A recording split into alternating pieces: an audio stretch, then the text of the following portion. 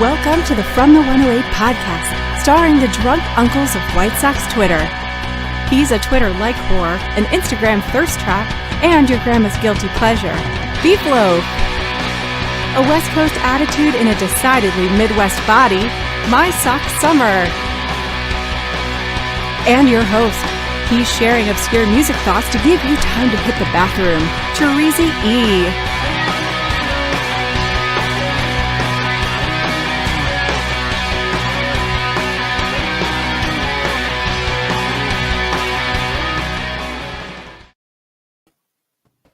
Thank you, Cornsey. Welcome to the From the 108 podcast. Get ready for some baseball, booze, and bullshit. And remember the drinking rules. If Beef Loaf says allegedly, or that he wrote a blog about that, you drink. If My Sock Summer looks at his phone or is generally not paying attention, you drink. If I swear or say here's the thing, you drink. And if White Sox Dave mentions his new favorite band, Nickelback, you drink. Yes. Also, you can make any of us shut the fuck up for 5 minutes for $5.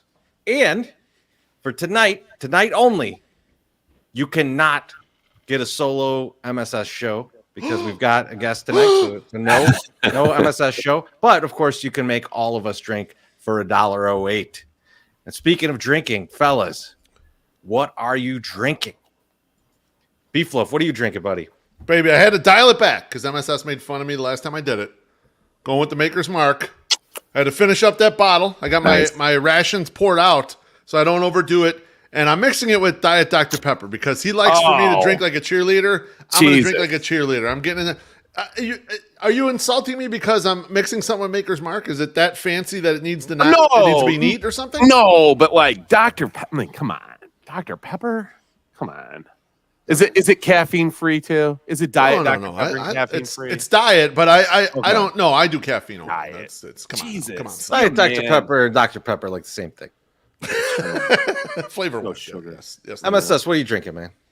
You know what? Tonight I'm starting out with this a little bit of the piggyback Whistle Pig 100. I think it's 6 year.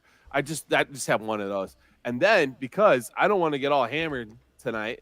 I just brought down this huge ass bottle of room temperature. I knew it. It's only 90 proof, so I'm gonna try to keep it together.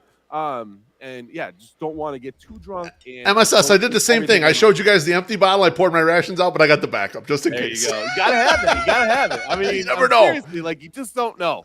Like because the best decisions are made after you've had about 3 drinks. Yes. And speaking of drinking, Treasy, what are you drinking? So I was like, okay, I continue to clear out the liquor cabinet. Found this. Oh boy, it's a Kettle One grapefruit and rose flavored vodka. Oh, it's surprisingly good. I was like, okay, what is this going to be? I thought it was going to taste a little Malortish because it's got the grapefruit, but it's pretty tasty. I'm enjoying it. So I'm doing that with some LaCroix. Oh, beautiful. All good, man. It's because I'm so healthy, guys. I'm just being you are a beacon of health. I'm being healthy again. It's basically an alcoholic smoothie. You're doing fabulous. I might get under 200 before Thanksgiving. During the show. During the show, it's possible. It's possible. This is a toilet. And a desk chair. I know, that's what I need. Instead of this exercise ball chair, I ask myself often, like, why do you do this to yourself during the show? Like, you have to tense up your legs and your non-ass and your abs, but I don't know. I just want to. Beef, how you doing tonight, buddy? You know what? I'd be doing better if I didn't get such fucking bad news from the internet today. What happened? I was really looking forward to an NFL game. I love the NFL in general. I know you do too, Treasy. We don't talk a lot about it, but we've been football fans probably longer than we've been baseball fans. You know, we grew up with the 85 Bears. We're old enough to have seen them. But right now, football is a secondary thing for me, but I do like Sundays. I'll check out Red Zone or whatever. And I was so fucking looking forward to the Cleveland Browns going to Buffalo. Party. Yeah. Thanks, Steven. Appreciate you for the drink. Going to Buffalo, and they're going to play in Buffalo, and Buffalo was expecting, on the day of the game, 31 inches of snow, but up to 6 feet of snow kind of coming into the Saturday game. And the decree went down today. They're not going to play the game in Buffalo. They're going to move the game to Detroit, play it in Ford Field, neutral site. Right. I am pissed about this, Treasy. Here's why. Like, I understand why they're moving it. I know it's going to be impossible for the fans to get in there. It'll be really tough for the staff to get in there. All that. You know what? I get all that. Here's what you do. Refund all the fans. Give them their money back for their fucking tickets, okay? You're not going to this game. And they're not going to the neutral site anyway, so who gives a shit? Play the goddamn game in the snow fiesta, right? Get the required people in there, and then what you do is you sell this to the highest bidder and put it on Amazon or whoever wants to buy this fucking thing. Everyone will watch that goddamn game. Everyone wants to see the snow game. There's something beautiful about a snow game, and this would be the snow game of all snow games. Everyone watches that shit. Thank you, Shane. Thanks for the drink. Thanks, Shane. You big 50-incher. Beef, I got a question for you on this.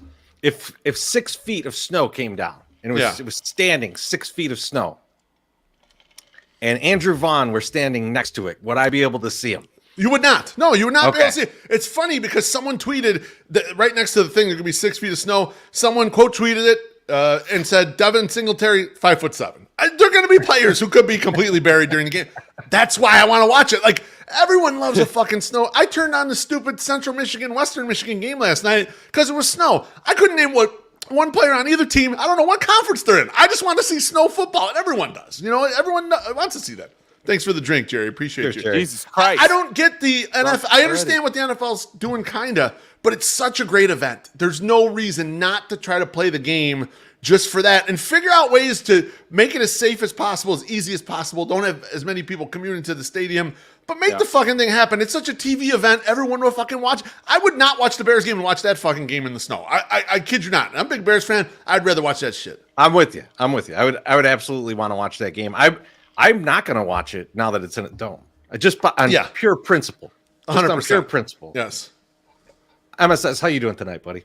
I'm doing good. And we were talking about 108 weight loss. And we got another drink real quick. Thank you, Jake. Cheers. Appreciate you for the drink, baby. Thank you.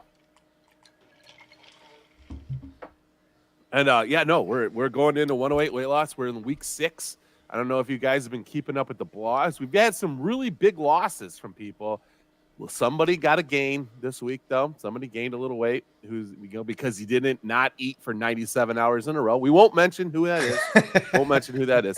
But, like, I was sick, right? Like on Sunday, all of a sudden I became ill. And so I was like, I got to take it easy. So I still continue with the diet and did all this stuff Monday, Tuesday, Wednesday. Today, your boy was just too too sick and too hungry. I fucking ate a lot of things today. So everything I did not eat in the last 3 days, I have eaten in the last 12 hours. It is insane. I was hungry, so I made myself a couple eggs. And I know that I ate too much because my gas level, my farts are ridiculously noxious. Like so bad. Are you gonna knock yourself out during the show? I mean, I could potentially. Hang on. Let's go back for a second here. Yeah, come back. You're such a skinny pussy that 3 eggs now is too much to eat. Like you can't eat no more than 3 eggs. What the fuck? No. Like what is this story? Like tell me what you really ate. So I sat down. I ate my ho-hos, vanilla wafers. Come on. Now, hold on, I'll get there. Okay. I get the 2 eggs, and then I had some toast. And then I was like, there's only 2 more pieces of bread in this thing, so I'm going to have 4 pieces of toast. I had 4 pieces of toast, put some bread on it. Just put some butter on it. Put some bread on the bread. Bread on the bread with the butter. And then I was like, okay, well, it's lunchtime. All right, well, I better eat something for lunch. Oh, what do we got left over? 3 meatballs and some pasta and a shitload of green beans. Sounds delicious. Let's eat that. So we eat that. Then I'm like, what time of day is this before noon? Like, where's your lunch? This is 7:45 a.m. 11:48. The lunch started, the eggs were at 10 o'clock. I'm like, I am fucking way too fucking hurting right now. I need to fucking eat something. I am hungry. I have to eat something. So I ate. And then I was like, okay, then I was good for like a couple hours. And then about like 12:05, I was like, it's fucking lunchtime. Time to fucking eat some lunch. So then I get my lunch in, you know. Thank you, Senor Sox. Yes, we can see your messages. And I'm going out. I mean, I'm just going all out here, right? A lot of times, like I'll have a granola or the little bananas, like the banana chips, you know, dehydrated banana chips. And so I started eating. I was going to eat some of those, and I was like, you know what? Fuck that. You know what? I've already fucked up today. go over. Thank you, Sally, for the I drink, really hope baby. my kids couldn't smell all of their Halloween candy on my breath when I went in and opened up their fucking shit and just started eating. That's shit left and okay. right. I knew Here it we was go. getting Here there. we go. I Here we knew got it was to. getting there. I knew it was getting there. You That's ate what I all their got. Halloween candy. I did. Now, not all of it, Son of a bitch. but you know, I was gonna put out a tweet this week because my daughter was saying something like, I was talking about like, oh, you know, it's Thanksgiving time, and we don't have our Christmas decorations up yet, you know, and she's like, we need to get our Christmas decorations up because it's almost Christmas. I go, well, but it's Thanksgiving first, then it's Christmas, and she goes, Dad, no one celebrates Thanksgiving. Blah blah blah. You know, right. It's already over. Basically, That's right. Yeah. Like, let's just start celebrating Christmas. I go, okay, cool. I'm gonna eat all your Halloween candy then because Halloween's over. You know, we don't need to celebrate Mike, it Carmen. anymore. Appreciate My you, baby. God, I got 2 backups here. Holy Lord. Teresa, you like how MSS tried to go the fart route and avoid all the carnage? I'm glad we brought him back, no, and so so we he- could get. Oh, I to would have told you all this. He tried to go with just the eggs. And he wasn't going to tell us anything We weren't else. buying it. But we knew we knew he ate all the Halloween candy. There was That no was the doubt biggest thing, though. in anyone's mind. 100%. Oh, then I There got was to the still Halloween candy. You got it. I had Halloween He candy smoked it. after the last podcast too. I got all hammered, was upstairs, ate like 27 pieces of candy. Basically, And, Bad Santa eating the advent calendar. You know, I mean, and I still lost weight, unlike somebody that we won't mention that's in the room right now. Keep it up, man. Keep it up. I ate all the shit, you know. I Thank was you. Another shocked, one. Thank dude. you. When I hit Thank you. when I hit Bless you, 263, Jake. I almost lost it. But anyway, hey, just another shout out, real quick. This for everybody. If you pray, don't pray, sacrifice, you give out, whatever. Do whatever you do. Give one out for my little one tomorrow. She's got to go into the CPS, and God damn it, I really want her to get a good test so she can go to the same school as her sister to alleviate some of the stresses in my life of going to 2 different places. They can both go to the same fucking school, and I don't got to worry about shit.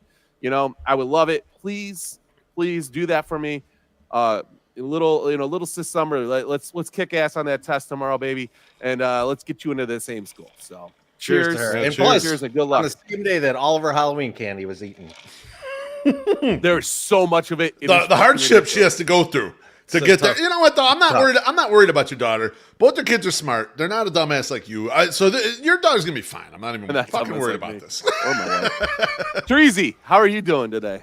I'm doing great. Awesome. And you know what's funny to me? I'm You doing have good. gas too?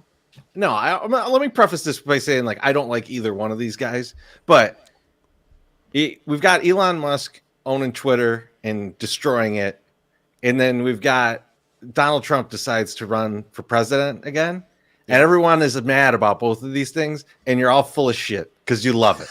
You fucking You love every minute of it. this just reminds me of like when MTV started showing reality shows, and everyone's like, "Oh, geez, what's wrong with MTV showing all these reality shows?" And they're like, "Hey, what are you watching today?" "Oh, I'm watching the Jersey Shore. I'm watching Jersey Shore." Now."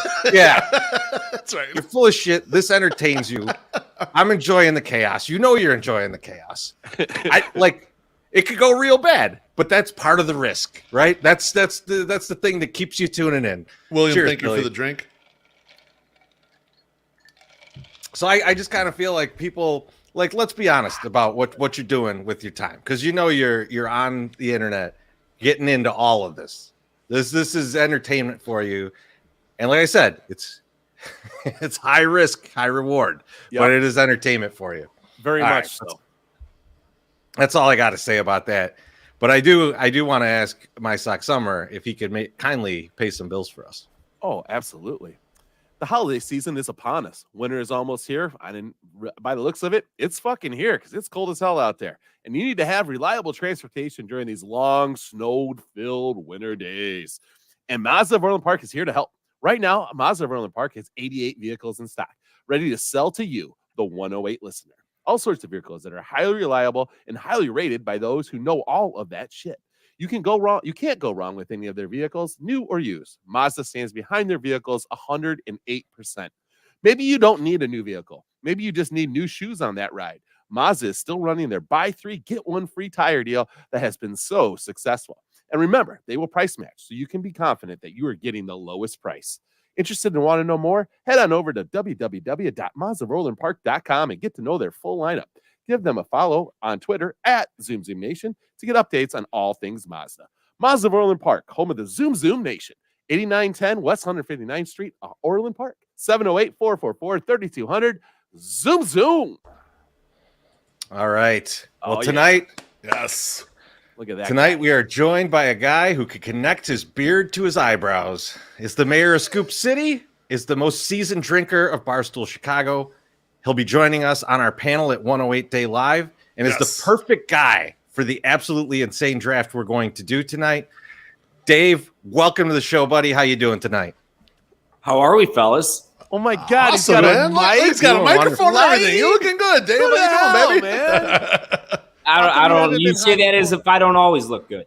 I didn't mean it that way. I didn't mean it. I'm sorry. I misspoke. I misspoke, brother. We can actually see that you look good now because you're not like lit by your fucking monitor, and then like you're. That is kind of like part of. I should turn the lights out. That has become my brand a little bit. No, I like this. I like. Do you guys watch TV with the lights on? Yes. Yes. Generally. That's, Yeah. that's for your eyes. banana land to me. What are you going to be in the fucking movie theater to watch shit at home? Is that what you do? I mean, it's different. You guys got wives and kids and all that. It's just me and the dog. I'm not. Why would the lights be on? Like I'm getting comfy and I'm Hey, we don't need to know what else. Dave, what are you doing here? Why the lights need to be, I don't want to know why the lights need to be on for us. I want to know why the lights need to be off for you. It's the end of the night. I'm winding down. I'm relaxing. Why would I want lights on? I feel like I'm being trolled right now. That's reasonable, but then you don't go up and go to get a snack, or you kind of don't move around or nothing. Like you don't want the lights on. The TV light's enough to get to the kitchen. That's enough. You're Gucci on that. That's all you need. Dave, let me tell you, man. I'm an old man. You turn the lights off. It's like putting a blanket over the canaries. I just go to sleep. Start touching things. Looking for it. Yeah, we got the light on the timer, and then it starts off at 10, and then it's like, oh, now I got to figure out how to get over there to the stairs to get upstairs to go to bed. Find all this candy. Find all my kids' candy to eat. Shut the fuck up. Wait a minute. Your lights are automated so that you don't ever use them. So that it's like, he doesn't know how to turn the light on because it just goes on or off. That's all. That one, because you like to have that just in case, Like it was good when we were in the apartment and we weren't around. We'd leave for the weekend or something. People were like, oh, somebody's still in there. They fucking turned the light on. Oh, they just turned it off. Thank you, Nathan, cheers, for the drink. Oh, appreciate Jesus. you. Cheers. Cheers. What are you drinking, Dave? Water, agua. All right, so our guy K Dog is with you. He said, "Turn them damn lights off." So he's on your side, Dave. He said, "Fuck the 108ers. We don't know what we're talking about." Well, we are well aware that he is a pantless TV watcher. So now we know what's going on. Basketball shorts, a t-shirt, and I'm sideways. Like when I'm bitching about the White Sox on Twitter in the summer, if it's a Tuesday night or whatever, middle of the week, the lights are out 100%. Total darkness. It's the TV and that's Just the TV. Dave, TV. I like that you're saying that when I'm tweeting about the White Sox and you're using both thumbs. Like, are you on a sidekick? Like, is this what you're using? He's got the BlackBerry out. He's using the BlackBerry. Hold on, you guys don't. Wait. How do you? Wait, I want to know how to go. No, I'm assessed. I want to know. Are you like doing this? Like I'm both. I don't know. I just go one finger. I'm a one finger. No, guy. I go two. Like with my. Like if I'm gonna tweet. No, I'm home row. I go home row, Treasy. I get both hands. You lay the phone down and then you type. I go home row it. Yeah, that's the only way I know how to do. That's the only way I know how to type. You know what? I do two thumbs. But the way that he was going like this, Yes. I don't know. I felt like he was more of a sidekick. What a caveman, not knowing his own dexterity. I love it. I mean, I don't know. Sometimes I'm on the stair machine and I'm just one-handed. I mean, hey, that's none of our business. If you're one-handed and on the stairmaster, take it easy. Bruhan Luke currently watching the podcast with the lights off. Now this I believe. That's a very 100% true. very horny statement. When you shoot, just aim away from me, okay? Thank you.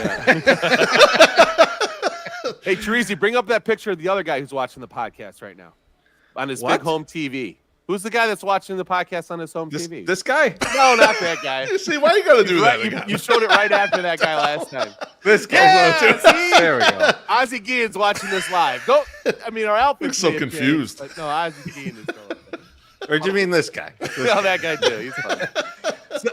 So let's get into it. Let's talk a little White Sox. We're gonna talk a little. That's the wrong one. What are you talking about? That's wrong. No, that's the right one. That's the right one. I'm sorry. Shut up, MSN. How much of you had to drink tonight? Not enough to act like this much of an ass. I got in like maybe 2-3 minutes late while I was eating. So I was watching you guys backstage, and it's just been a My Sock Summer roast tonight. It's awesome. He's I mean, he sets himself up. There's not. I mean, we would play it straight, but he just leaves it out there for us. What are we supposed to do? True. Yep, it happens to me at work too frequently, so I empathize. Yeah, I know. I am the White Sox Dave of the 108. Yeah, you're right. You're sitting there in your own Whopper fart stink. It's not our problem. All right. Sorry. All right. Let's talk a little bit about Pedro Grafal. And Dave, you wrote a great blog on Pedro Grafal on the hire. And when you write a great blog like that, people will read it. And when we read it, we got questions for you. All right. So first question, though, like just a broad question here is like, why are you so high on this hire? It was mostly, it's all the cliche shit that we all wanted leading up to the hire itself. It was outside the organization. I didn't care that they were the last one to hire in a manager, you know. It showed to me that they were really, like, the way I kept phrasing it was I wanted them to dig through the bowels, like give a cavity search to every organization in baseball. And if that happened to be like bringing La Russa back, so long as they performed a shit ton of due diligence, that's all I could ask for. And just, you know, I don't have, I guess I kind of have one direct, like source, I guess you can call it. A college buddy of mine reps Whit Merrifield. He's his agent, and he was my college roommate, one of my teammates. And I'm like, hey, what does Whit think about this guy? And he showed me the screenshot. He's like, he's great. You know, he's awesome in the clubhouse. He can get on your ass though. And those who want to play for him. And, you know, those who don't will weed themselves out quickly. So, you know, expectations are going to be high, which I think we all like. Obviously bilingual, especially in this clubhouse, is big. And like, I am one to say that managers shouldn't matter all too much. I think that the previous manager mattered way too much. And I think that, you know, Grifol will at least not be a sideshow, which I think is a plus. And that we're laughing at that, but I think we all know that's serious, you know? So I like it.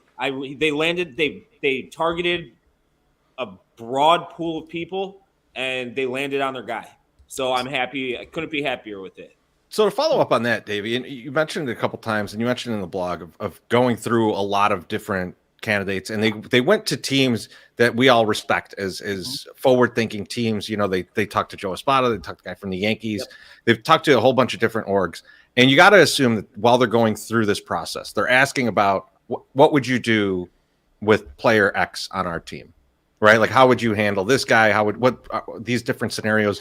Do you think they learned anything, and do you think we'll see any action taken on like what they learned about the players that we already have?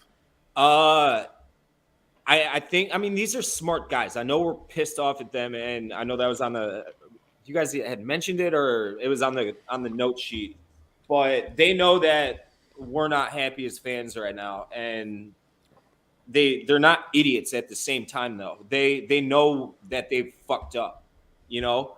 So I do think that, you know, having that broad pool from all around baseball, just to hear, you know, it's important to be told what not to do as opposed to be told what to do, you know? So if they picked up on that, I'm sure they're smart enough to, you know, deploy those, whatever they heard. Mm-hmm. So at least I would hope so, right? They can't. Yeah, I mean, like, dumb, right?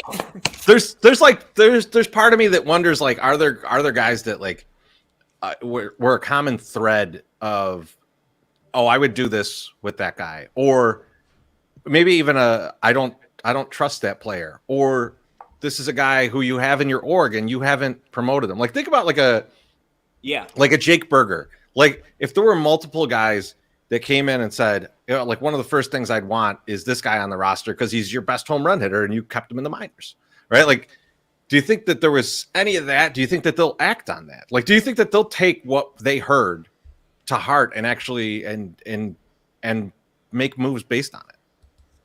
Even like, I always think that there has to be a ton of cohesion between front, and I'm not just talking specific to the White Sox, in baseball, probably sports as a whole. between the coaching staff the players that the coaching staff wants and the players that the front office is targeting.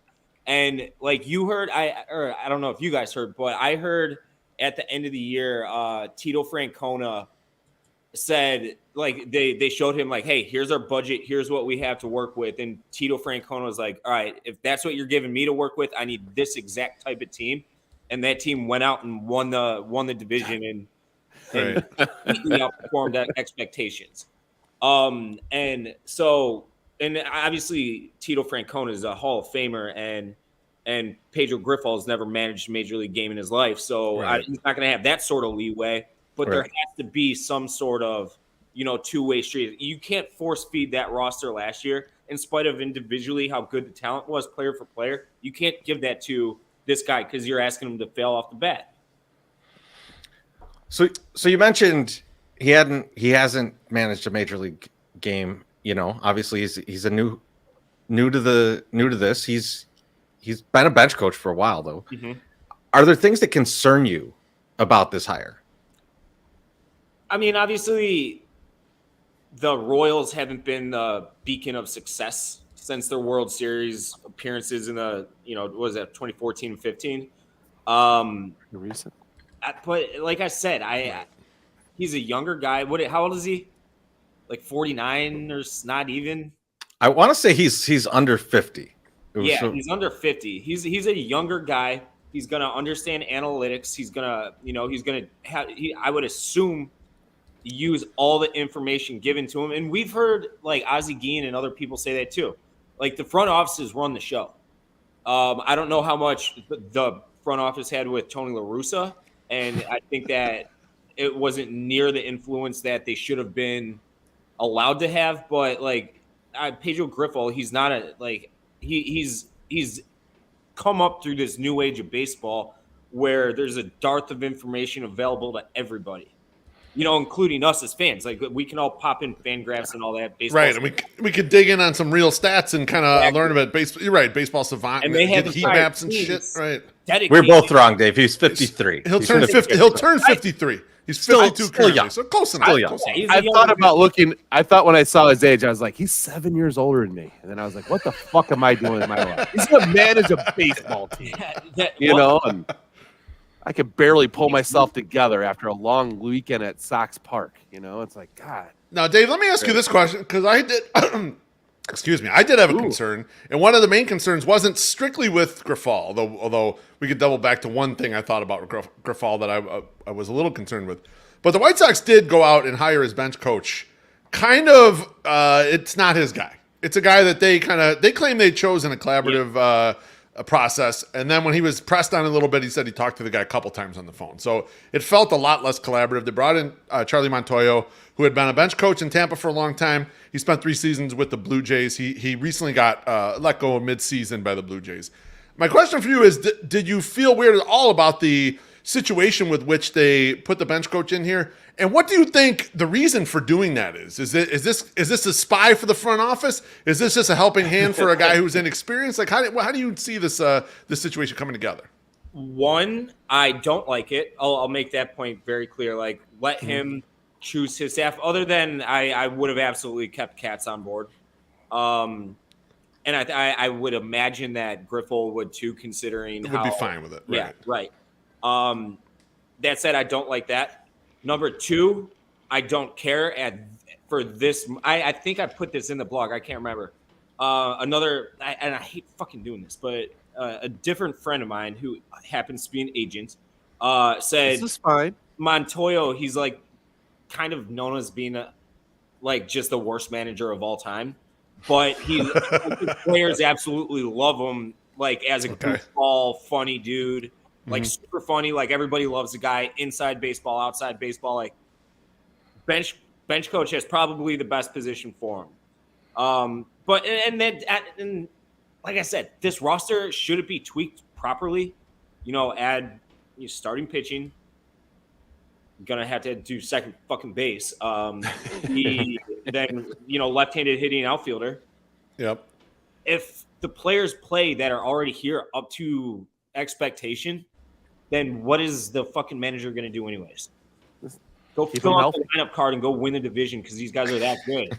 Right. Yep. This is- Well, in addition, they says kept that- the bullpen coach too, right? They kept so like they're keeping kind of the guys that would make those mid-game decisions if he's not going to make them. So it could, it could be a fairly if the team's rolling and if the bullpen's cooking, it's going to be fairly easy to just push the buttons. Exactly, and I think that's what we all have to hope for at this point because unless they're just playing possum, they're not spending any money this winter rather. So it's not like they're signing some A-lister to come in and save the day. We gotta hope that one of these guys. I thought it was going to be Robert. That wasn't the case. I thought it was going to be Mancada a couple years ago. That has not been the case. They have to be those A-listers though themselves that are already here. No, that's a big deal. Like the underperformance of guys that are supposed to be studs is a big mixed bag. We've gotten good performances out of guys that we didn't expect too much from, and then don't get the performances. Did I phase out? No, you're good. I hear you, baby. Let's all go. Right. So it just keeps spinning, and we're good. But no, we've been getting good fucking performances out of scrap heap pickups. But the guys that were paying a bunch of money ain't fucking doing it. Now, I was walking just the other day with a neighborhood guy, a Mr. Bruins, and we were talking about one Yasmani Grandal. And Yasmani might not be any better next year, but him going out and working with the Blackhawks strength coach and trying to get better, like showing that, hey, listen, I'm trying to do this, is something that we've sorely been mistaken or missing, from this whole narrative. And another thing, with when we're going to put this back to Pedro, another thing we were missing was the organization actually standing behind their decision as a manager. Like our guy Jake Kuda posted up the tweet and he says, look it, they had 27 fucking tweets, about Pedro when he was announced. And when Tony was announced, they had one single tweet, wasn't even a fucking picture, and it was like, Tony La Russa is our manager.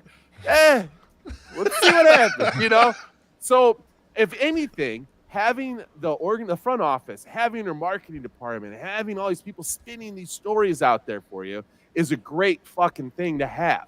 Right? It's going to get you excited again. Yasmani Grandal could still suck a big donkey dick next year, right? But we can say, hey, he tried because he tried to stay healthy. At least he tried. And I've used this example before, but I didn't know Matt Thornton. But every time Matt Thornton got into a game, I was like, this motherfucker is going to fuck shit up. Like something's going to happen. It's going to go wrong, right? But as soon as I met Matt Thornton, I was like, I can't believe I ever thought I hated him.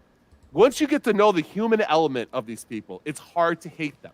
So the Sox for the last 2 years did not give us that human element, did not give us that, that weren't giving us good vibes, right? And now they're giving back the good vibes. So it's almost fucking people have to be in on this because they're going to manipulate you into thinking that you should think that this is, I know, shut up. You're above it. I told you the secret. I showed Beef Loaf the secret. I was like, look at what they're doing. This is what they're doing. He's like, oh my God. I just showed him the magician. I pulled back the curtain. Yeah, peek behind the curtain for old Beef Loaf. I don't know what's going on out there. MSS showed me. He showed me the code. He figured it out for me. But yeah, no, but yeah, I think it's good. I think it's literally we don't know anything more about this guy than we knew about Rick Renneria or anybody else coming in, and he might not be that much better than any of those guys, but the way he's sold to us, you have to be like, yeah, okay, I'm gonna give this guy a shot because they're behind it, they're selling it. They weren't behind Rick, they weren't behind La Russa, so now they're getting behind this guy and they're showing people why they should like him. Well, let me ask a question to Dave based on what you're just talking about. They're doing a hard sell on Pedro. They're doing a hard sell on how in shape Yasmani's going to get. Let's say Yasmani sucks for the first month, and Pedro Grafal says, I don't want to play this guy anymore. Do you think Rick Hahn intercedes and says, hey, we're paying that guy a lot of money. I think I'm going to need to see him in the lineup. You're asking Dave, right? I'm asking Dave, yeah. I don't know. They did it. They've done it with a couple of big contracts. So I think Sting, Keuchel most recently. Yeah. John Danks had a ton of money left in multiple years. Dumped him. Yeah. Right? Yeah. Yeah. He was beyond. That was such a sad story because he was good. That was not a bad signing, by the way. No, he just got hurt. Danks just got hurt. What are you going to do? I mean, like, that happens. So, no. Got hurt, and they just left him there. Wait, no, that's... That's a different story. Got too much money, and then just different thing. Different thing story. No, so I think they would hold Yeller. But the thing is, they don't have, like, what... Sebi Zavala is a great backup, I think. He turns into a very good defensive catcher, and he receives the ball well, and he throws runners out. Grandal did get really bad really quick defensively. Yeah. So, but, I mean, you can't – I don't think that Sebi can carry starter minutes, you know?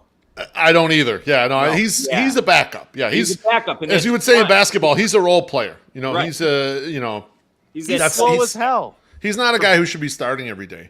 To dovetail off of what MSS was saying, Dave, he's right. The Sox have been selling Grifol very hard. And look, I can't blame them. Their job is to get everyone bought back in. We had a disappointing season. But to me, just looking with a clear eye out onto Twitter and even reading your blog, you were very, like, you were happy about it, but you were also very middle of the road in the fact of there's a lot of stuff that still needs to be done. Han needs to do three months worth of work here and all that stuff. My thought is this. Give me one positive about Grifol that isn't this is not TLR virus. Because I see the not TLR virus out there on the socials, and everyone's just happy because it's not Tony. And look, I don't like Tony either, but I would like to believe in something about this guy who we just brought in, who we don't know a lot about, MSS was saying. Give me one thing you're like, Beef, here's a reason to believe in Pedro. So with Tony La Russa, and this is, in the Sun-Times or wherever, this has been kind of alluded to, but he was so afraid to step on toes that he just kept to himself a lot of times. Like, yeah, there'd be times like after hot streaks or whatever where he'd loosen up in the clubhouse and, you know, be all high vibes and everything.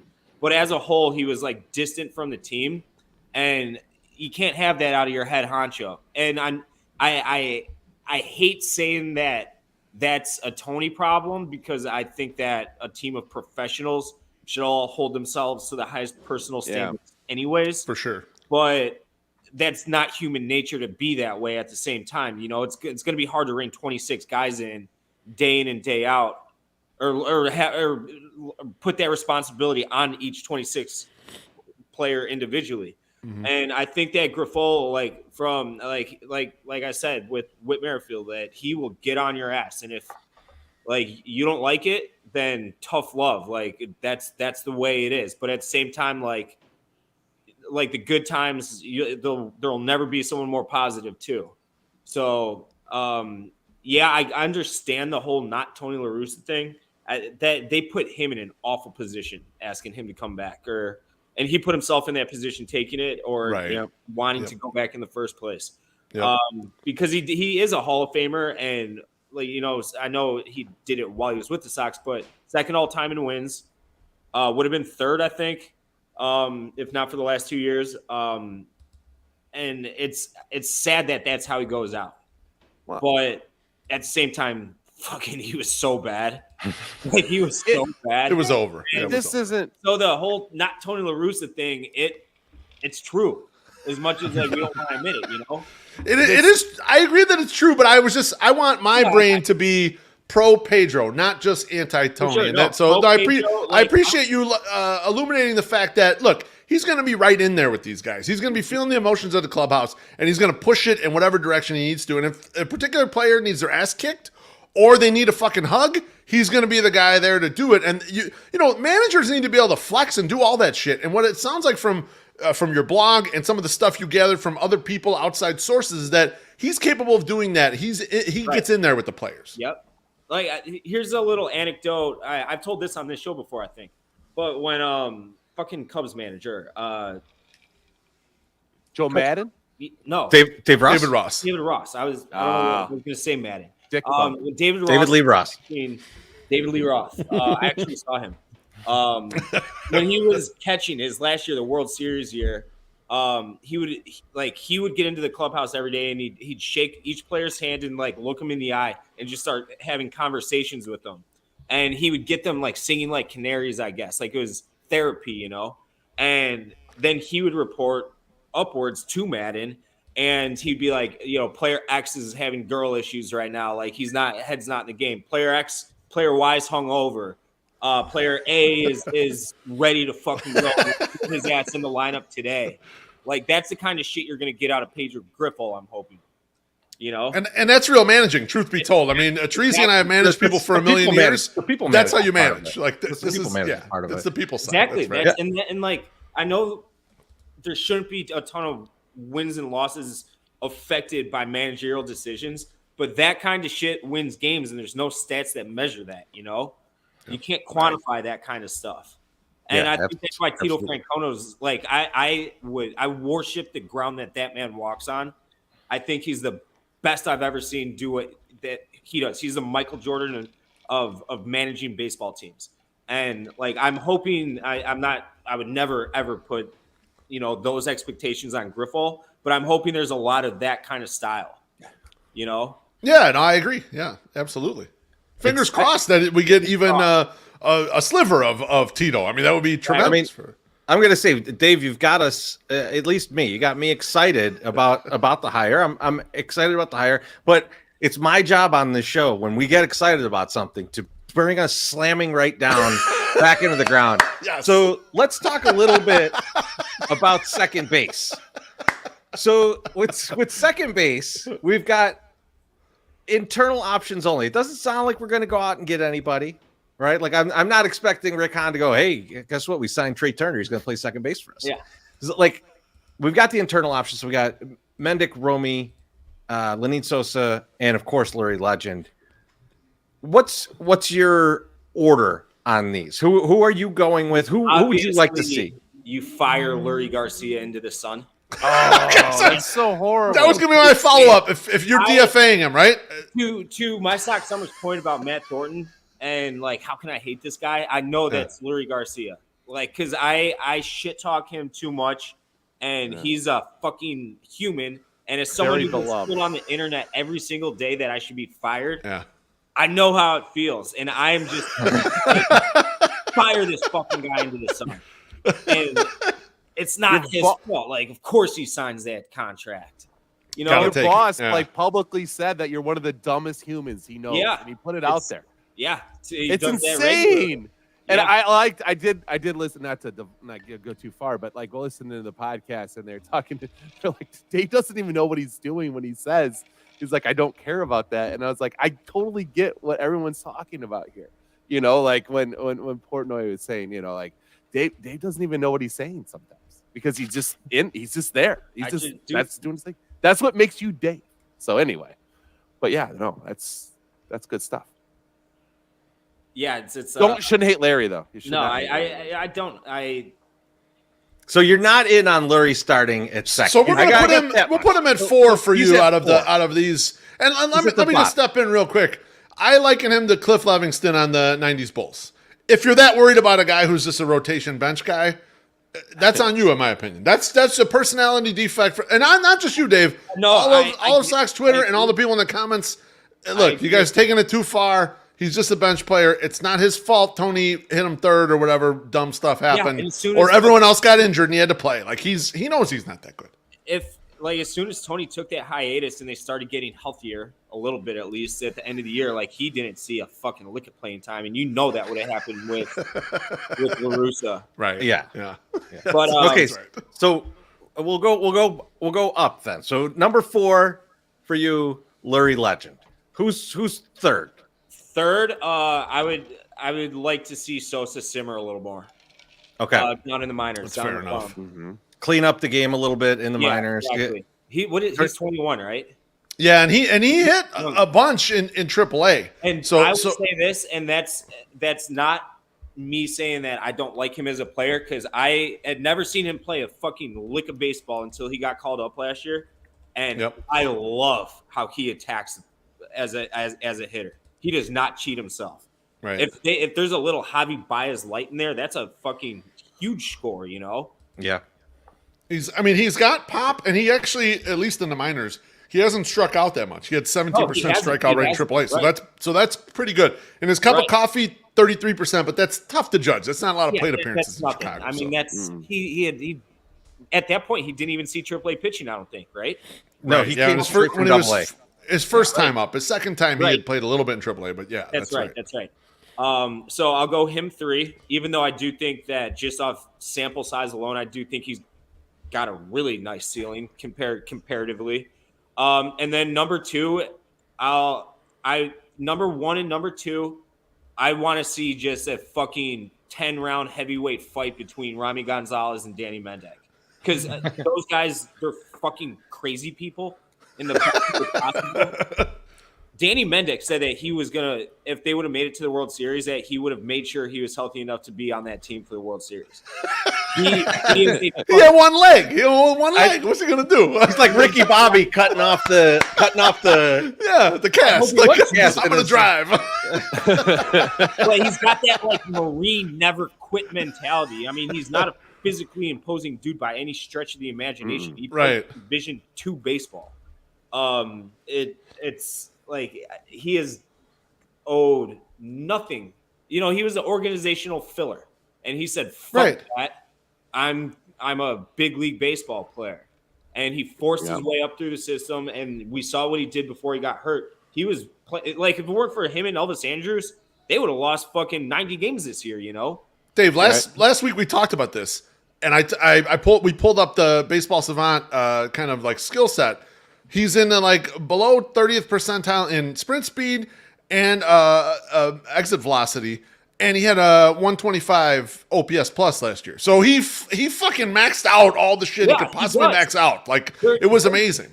I was sitting in my seats for one game, and my seats are in left field, like a few rows above the Sox pen, and he hit a ball, and it's hard to judge, as you guys know from your angle too, when it's a home run or it's like warning track power.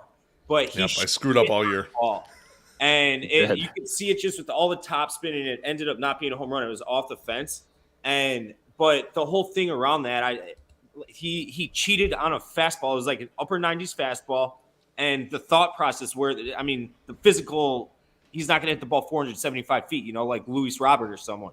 But the thought process, it allowed him to cheat and overcome those physical shortcomings and succeed in that exact situation. That exact at bat, like every time it just, because I'm watching it pitch for pitch, and I'm seeing his thought process was like palpable, and like you can't get enough of those kind of guys. So, and then I watch Rami Gonzalez. That guy's tooled up as fuck, and I love that word to describe an athlete. Like if I'm watching some kid in a combat, I'm like, that kid's tooled up, or a showcase for baseball, tooled up, you know. And that's like awesome. Like that's a big time compliment. And Rami Gonzalez is tooled up. I know he's got the high strikeout rate and everything. He's really raw, but if they can hone that talent in, they got something there. So Dave, that's what got me excited last year. Or this past year. Like, he came up for the cup of coffee at the end of 21, right? So it was okay. He looked fine. And then he got to play a little more this year. And Teresi and I are pretty critical of the strikeout rate, but there was a play where he was going to second. It was on a ground ball. It was going to be a double play, or maybe it was a stolen base. And he was out by a lot, and he attempted to jump over the tag. And it was like, this guy's that good of an athlete that at a full sprint, he stopped. And then he jumped, and he almost jumped over another human being. And I told Teresi, I'm like, this guy's an incredible athlete. Like, I don't know. He doesn't look like he can hit yet, but he's got the other stuff. Like, I trust kind of the rest of it, you know? Really good at ping pong, too. I was going to say, good ping pong player, too, right? Yeah. Yes. I mean, athletes are good at everything. But, Dave, the most important question we have for you invited us on your show at the end of last year when we were going into the depths. I brought a bottle of some Tennessee whiskey, and we drank almost all of it. I drank almost all of it. You made a comment that you had Danny Mendick had lent you some money and you needed to Venmo him. Have you paid Danny Mendick back the money that he loaned you? We have. Okay, good. All right. So I'll make sure, because you know what I don't want to hear? I don't want to hear what you were something talking bad about when you brought that up either. I was like, I owe money. What? now I remember. Yes. He got you some tickets or something. Yeah. Yeah, because you need that guy. You know, Jesus Christ, just call Sox front office. Tell him, give me some tickets. Give your guy Dave some tickets. Let's do it. I'm going to be mooching a lot more next year if they don't fix this fucking roster. Well, come through. So we always for- have at least one extra, so please come through our section. So to recap, at second base, you want Lurie shot into the sun. You want Sosa at AAA, and then you want the spring training matchup of Danny Mendick, Romy Gonzalez, and whoever comes out of it gets the spot, and whoever doesn't, I'm assuming, is still on the roster, because if you don't have Lurie, you need a utility guy. And either of those guys could play the outfield in a pinch, you know, right? Especially playing a corner at that stadium is not a difficult ask. And those guys are athletic enough where they would be completely adequate out there. But yeah, they'll fuck this up. I'm sure they'll probably DFA a few guys that I just spoke of, or just grant them their outright releases, and then sign some guy that hits, 240, 290, 330. That is a White Sox special right there. And, yeah, for $6 million instead of letting those three guys that would cost $2.3 million. Yeah, all in for the three of them. So that's right. So sounds about right. So I'm going to ask the question to the group, but I'll start with you, Dave. So Hahn and Grafal, you keep hearing this over and over. We got to win the trust of the fans back. We got to win the fans' trust back. We got to get in here. We got to do what we got to do to win their trust. Everyone, we're going to go around. Give me one thing that they can do to win the fans' trust back. Dave, I'll start with you. Sign one of the shortstops. Oh, wow. Okay. Yeah, I mean, that's basically all they could do. Or I don't know what pitchers are available. Like, did Verlander sign yet? I'm like, no, not yet. No, he's still out there. Yeah. They went and threw a bag at him for a year or something like that. Yeah. Right. But they broke promises to us.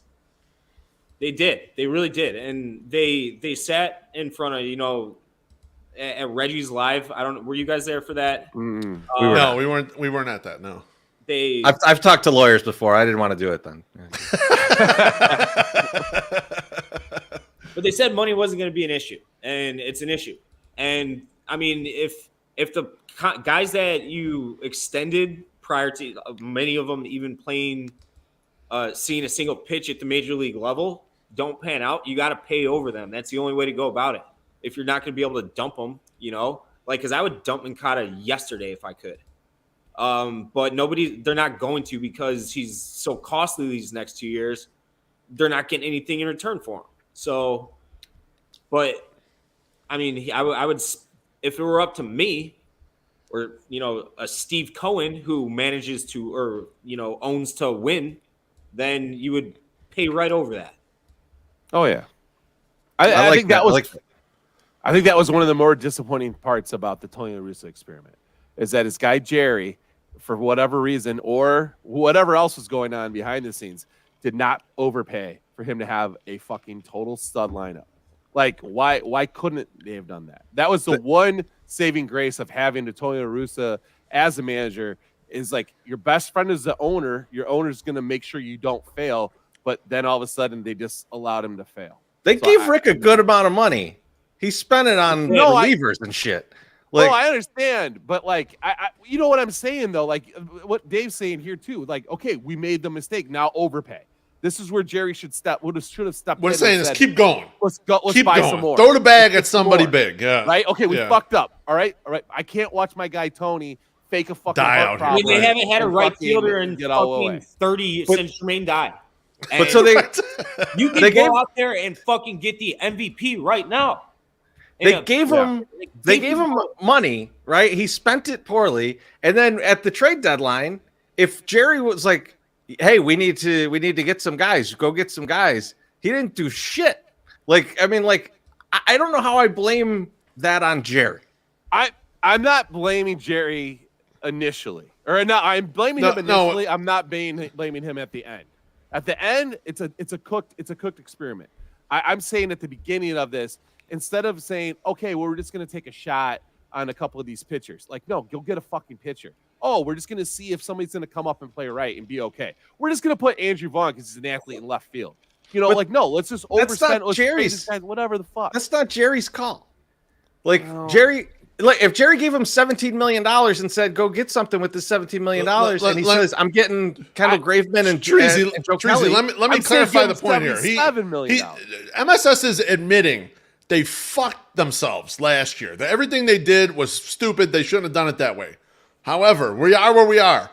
Throw more in. He's saying, and put more coal in the fire. That's basically it. I get that point. I get that point. But he's saying like they didn't do it with Tony, and they did do it with Tony. They kind of did though, because they like you mentioned like you mentioned, they didn't go get a big guy. They didn't go get someone huge. They did spend. You're right, Treasy, but they didn't get a guy who's like MSS said they didn't make a lineup full of killers, right? They did. They said, well, we got the killers. And Treasy, I guess this is to be more clear. As Dave dies, no, to be a little bit more clear. Too much 3T. Like, after when they went into the postseason and they got Kimbrel, right? That was a shot. It didn't work. Okay, it fucked up, but I loved it. I love the fact that they threw some money out there and said, "Hey, let's just shore this up. Let's make double sure that this is going to happen." Now you have the whole playoff, experience with the Astros. You know what you're going to have to beat, and to still go out and do nothing, for getting a banger and do whatever. Yes, they bought a broken Joe Kelly. I get that, and yes, they traded a Kimbrel for whatever. But they needed to pay a little more there. I agree with another $20 million. Get a $20 I agree million with you. Play. I agree with you, but I'm just saying when you're saying, I'm not saying that oh, I'm glad they went out and got Joe Kelly. I'm saying they were given the money. Here's the bag of money, and they say we're going to keep Kimbrel. We're going to try and trade him. Yeah, we're going to sign Joe Kelly. Mistakes were we're going to sign Kendall Graveman. These are that $32 million or whatever I just discussed over those guys. Right. You could have got the guy. You could have went out and got a big guy. They didn't do it. But and so now the request is give Han more money because he's so good at this. But I get it. I get it. I get it. Going out and get a big guy would earn some trust back. Beef, I'll ask you what can earn some trust back from you. So I actually I'll use my second answer because I agree with you guys. Jerry's got to go out and buy $100 million players. I mean, this is I get, and I've been the biggest Han critic there's been. Treasy, you and I are right at the top of the list of being some of the few people on the internet pegging this guy you're making a lot of mistakes here with the budget you're giving, and he given a big budget last year. But you know what? We got to break through the glass ceiling here. I mean, the part of the thing is buying at the top of the market is almost idiot proof. And that's why you have to have our GM do that, because he's not as good at getting those mid-market guys. He's been screwing them all up. So that would have been my original answer, but fuck that answer because these guys already took it. MSS and Dave are already in on that, and I agree totally with them. My thought here is I want to restore my faith in Rick Hahn. Okay, I've been down on Rick Hahn for about 4 years now. Okay, since we started getting into the rebuild, and the only real gamble he took on a low level guy that even panned a little bit was Palka, right? And the roster was ripe for doing a lot of that. Thank you, Jake. Appreciate that. What I want is I want my man Rick Hahn to take a risk and make a roster-changing trade this offseason. Something that is you put your balls on the line here. This is risky, but it gives us the best chance to win. And I'm not naming what it is. Maybe it's trading Andrew Vaughn. I don't know what it is. Maybe it's trading Eloy. I'm not sure. Probably something I won't like, but might be better for the team. I want him to take some risks in this capacity. A lot of the risks they've taken have been the most conservative measured risks. Very exactly, measured. MSS. Take a real gamble. Kenny was good at taking real gambles. He lost a lot of them too. But sometimes you're going to win these ones. And the Sox are at the point where if you're not going to throw the bag at somebody, we got to take some risk here, baby. We got to give ourselves a shot in this spot. So I don't know if it's trading Colson Montgomery and saying, look, we got a top 50 prospect. Who wants them? We're going to get highest bidder, and we're going to get some assets in right now because we got to win with this current core. That would be it for me. Make a big trade. So I was along that line. Okay. Dave, what do you think? Do you think if he made a trade like that, would you be encouraged by, okay, this guy's putting it out there? Oh man, it's such a loaded question because like we're talking about Rick Hahn specifically, always, and it's become a meme at this point. He always used the phrase sustained success. I still can't say it. Yeah. And I hate referring to the team as we, but if the Sox traded like a Colson Montgomery, and after that, it's slim pickings after that. That's it. You're probably not seeing that sustained success, but it's like, all right, well, they actually do have a team right now that on paper could win a World Series. Let's fucking go. That's, oh man.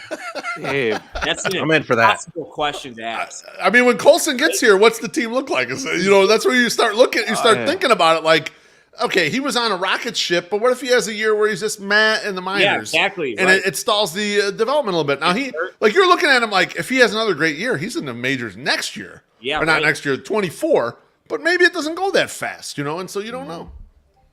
Oh, we'll push him up. Sox pushed him to be up. I would probably. So I got a bunch of friends at work that are Philly fans, and one of them's like a very good baseball fan, and even if he's not like publicly a really good baseball fan, but he follows all the same like fan graphs. He's a nut, and I asked. He was super pissed off about the World Series. And I'm like, dude, the Phillies like that. They weren't supposed to do that. That was an awesome run. It was cool. Yeah, dude, you're a fucking idiot if you think that. Like, you only get there once usually, so you better win it. I love it. The Giants or Astros, and I'm like, fuck, that's right. Like, if the Sox get to the World Series once, they better fucking win it because they more than likely ain't happening again. But at this point, like, so. You got to take that gamble, right? Yeah.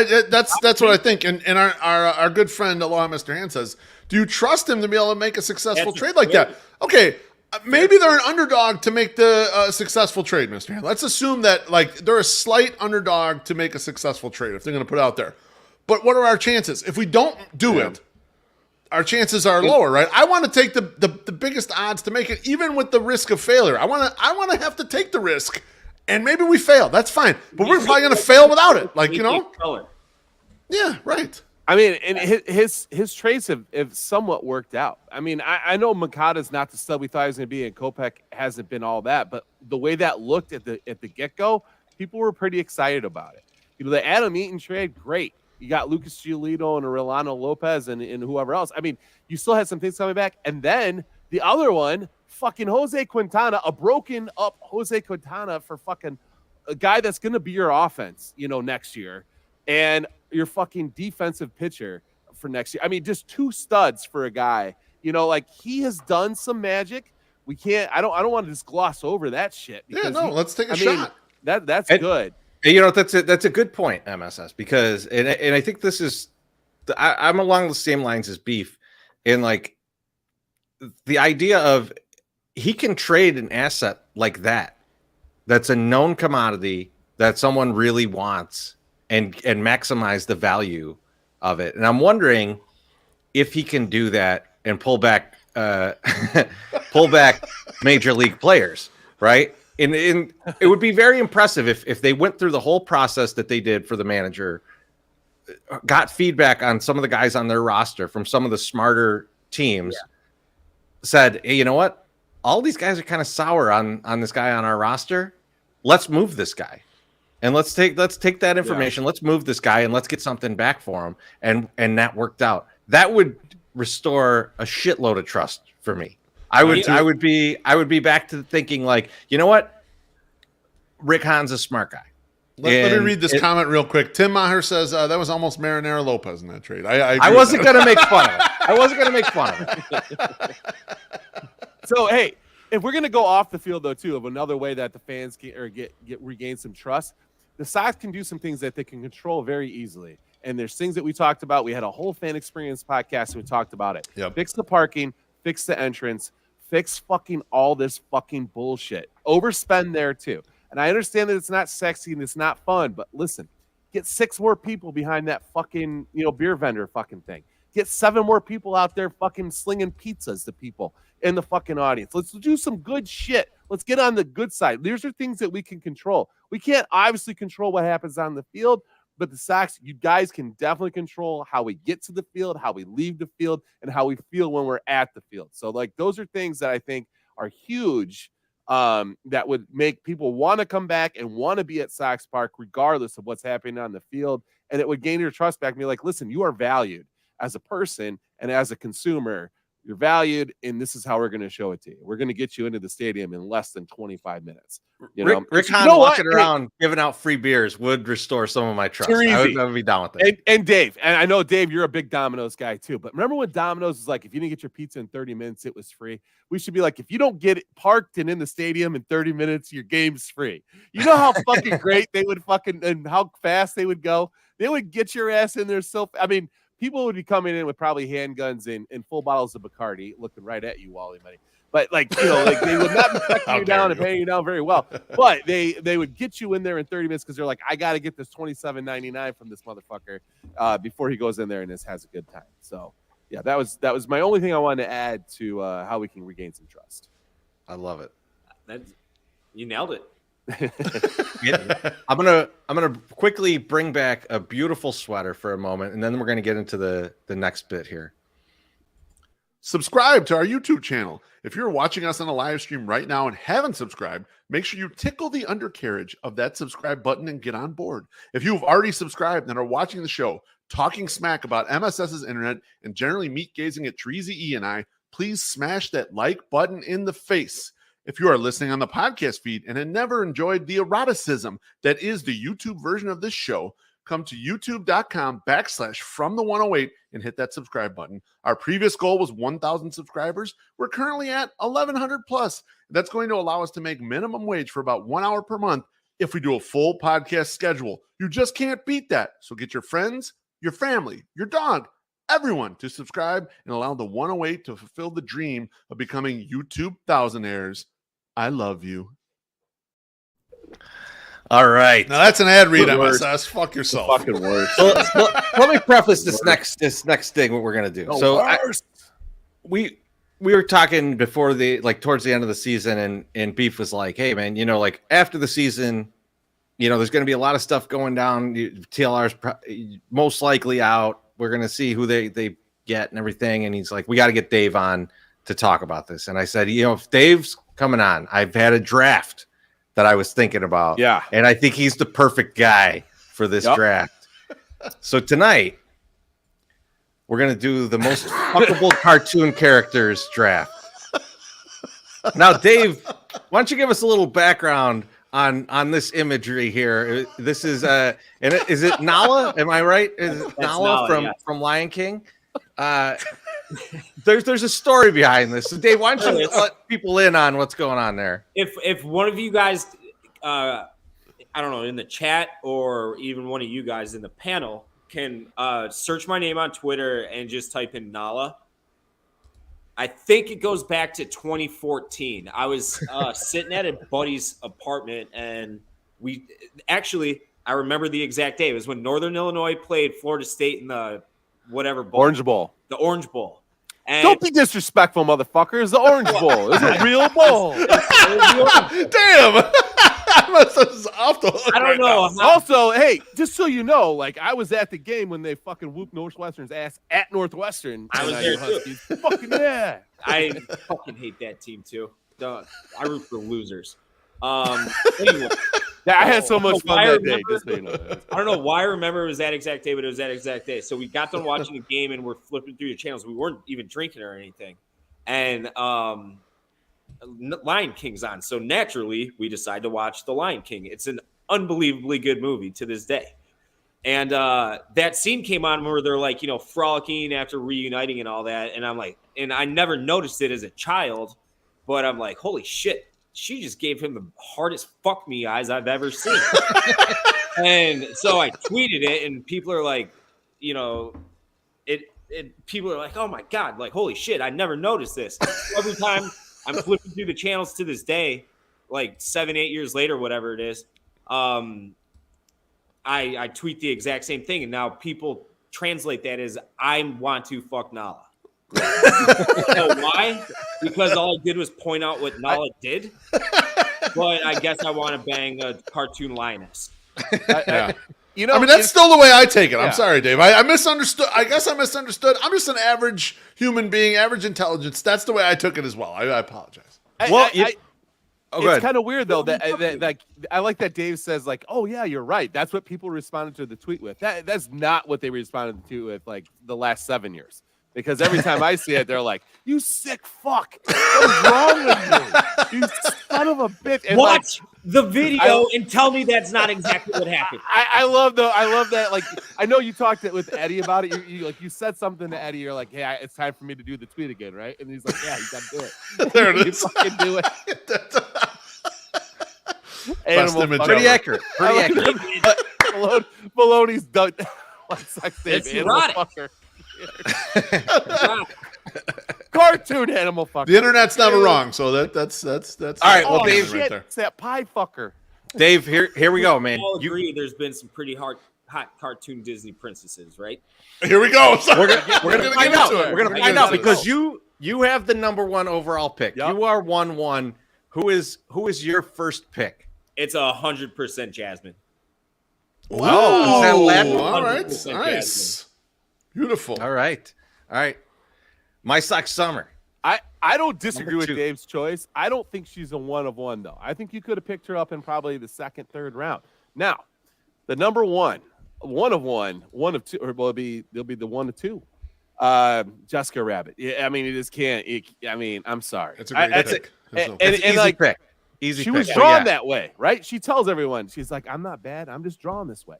And I can't. I mean, there are so many cosplay girls that go out there and do that thing. There's porn chicks that do that thing. There's all that. You know, the money's there. The bag is there. Just dress like Jessica Rabbit and get railed by your boyfriend on OnlyFans. You'll probably make a couple $1,000.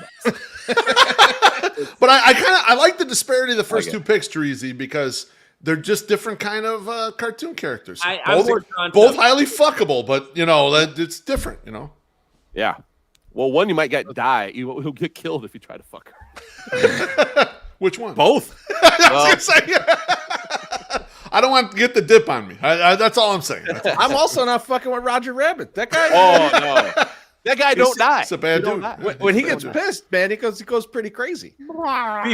Beef. Who you got at the number 3 pick? Okay, this is going to get a little because it's less about the original cartoon character and more about how the internet has put cosplay out there and really fucked with my mind here. And so I got to go with Velma Dinkley from Scooby-Doo. Okay, because Velma in the original cartoon is fuckable. Don't get me wrong. She would get it, but she'd really get it with all the cosplay out there on the internet. I mean, I should block that shit so I can get some work done. Like that's how bad it is with the thick. I can't. I mean, it's getting too much for me. My wife probably divorced me if she listened to this shit. I shouldn't even divulge any of this. But regardless, Velma is the 3rd overall pick for me. Velma is not bad, and honestly, every cosplay girl that does her is just right up our alley too. Oh, Big 100% MSS. Top heavy.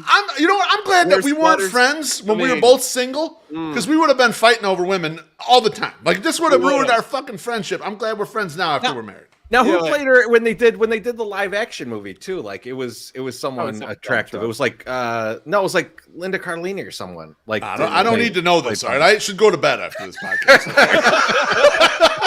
How dare you, Terezi? How dare you bait me like this? Someone dumped cold water on Beef. He's too excited. Sammy Davis Jr. confirms it. It was Linda Cardellini. He's definitely jerked off to that movie. Good job, Sammy Davis Jr. So the crowd's agreeing with me, by the way. So I was nice cans, and then hell yeah, Beef 100. Yeah. I was thinking about this, and I was thinking about just like the general the horniest characters I've seen in cartoon form, right? And so the first one I came up with was, do you guys remember Cool World? Like it was like it came out after Roger Rabbit, and they were just like, let's do the same premise except really horny. Yeah, and so it's an R movie too, right? It is an R-rated movie, and like and so I'm taking Hollywood. But if you look up the pictures of her with like Gabriel Byrne, it's like this is basically a stripper grinding on Gabriel Byrne, but it's a cartoon. It's real weird. But one of the horniest characters ever to exist in film. And so I'm going Hollywood, and I got a turnaround here. Yeah. That almost feels like cheating because the movie was R-rated. You know, I don't know. MSS, I need a ruling right here. Is it okay? With R-rated movie? No, we talked about Dave, you think it's inbounds? It's inbounds here. Yeah, okay, right? I mean, I think that you have like characters that were designed to be sex spots and some that weren't, and I think that the audience should join. HBIC says, "Got my first boner from Cool War." Thank you, I appreciate that. That's hilarious. No, I think that like I tried to pick this like not run of the mill, but like I tried to pick regular cartoon chicks. I didn't want to go into the crazy oversex stuff, but like I still think it's in play. It's definitely in play because you know what, your horniness knows no bounds, and it shouldn't in this room anywhere outside. Let's not contain it. You're a good call, MSS. Right, let it go. I'm sorry. You're right. I'm gonna take. Hey, this very one's long-winded. I'll do one from television now to regain it. Like I'll do one from television. Another of the horniest characters ever in cartoons, Glenn Quagmire. Oh, Glenn Quagmire is the most DTF. The most DTF. Yeah, when he discovers porn and his arm gets gigantic. Hi, Chris. Quagmire is one of the funniest fucking characters in TV history. Yes, easily. When they do the 12 Angry Men spoof, and like he describes how the gangbang would go, and he's like positioning everybody, and then he just like gets on top of them.